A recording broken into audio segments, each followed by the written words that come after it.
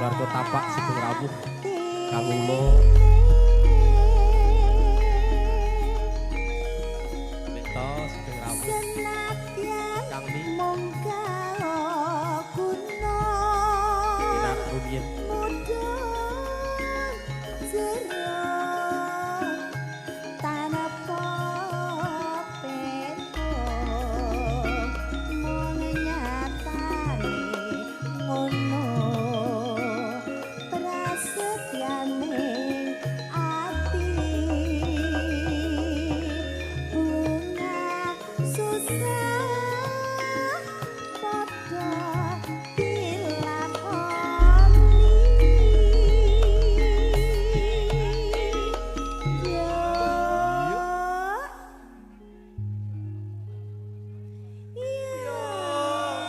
Dik Lia dalem Mas kawicaksanan katiasan para-para sesepuh nggih engko kok nek wis trenceng tetep mangke raketang kalih adegan 3 mangke sesepuh kula nggih sampun lak yo kasebadan to Cidelaras ki kula diatur di rumiyin karo alon-alon ditata kersanipun tumata kersane guyub bebasan langen tayub nggih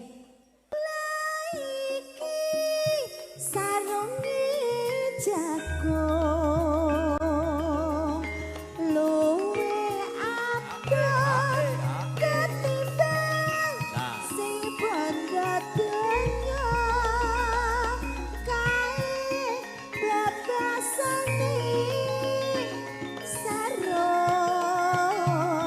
jagung jarene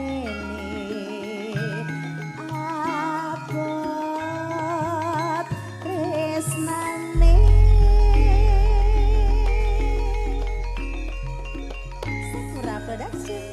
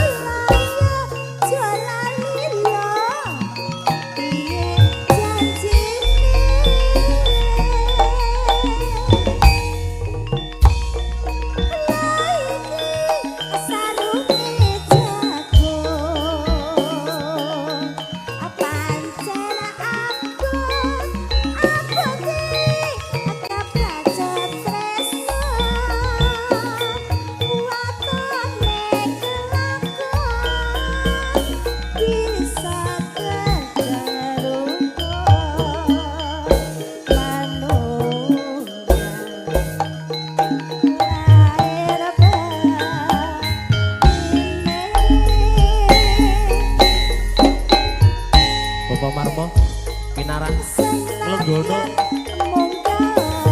Jip matur nuwun kira akan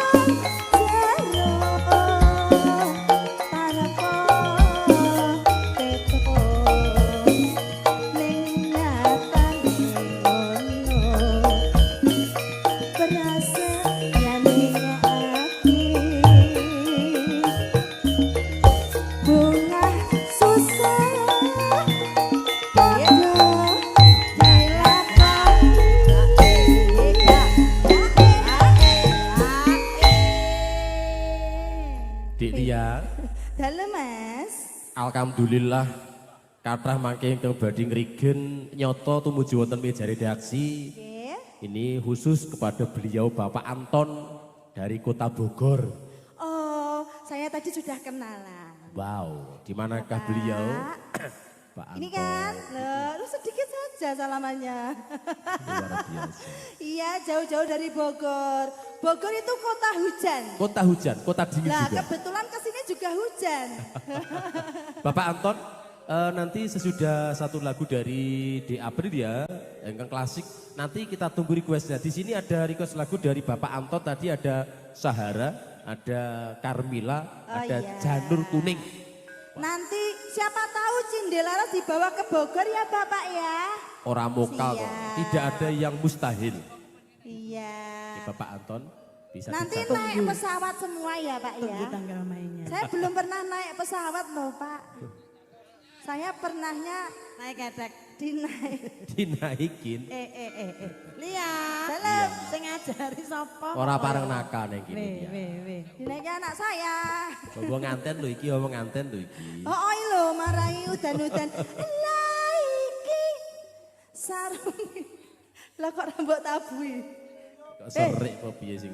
Ora ditabui Wis ya. sik ngopi kanca-kanca.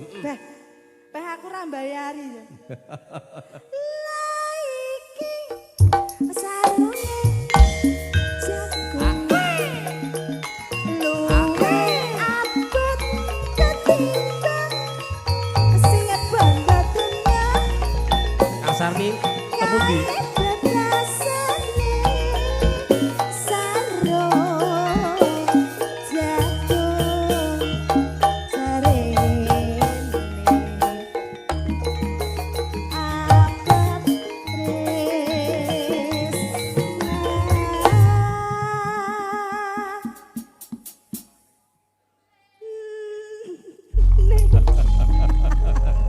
Terima kasih. Catur, jaluk di catur. Catur ki njaluk di catur. Iya, bocah nek kemancal ya ngono kuwi. Jenenge kan catur. Iya. Catur ki njaluk. Oke, terima kasih Bapak Ibu.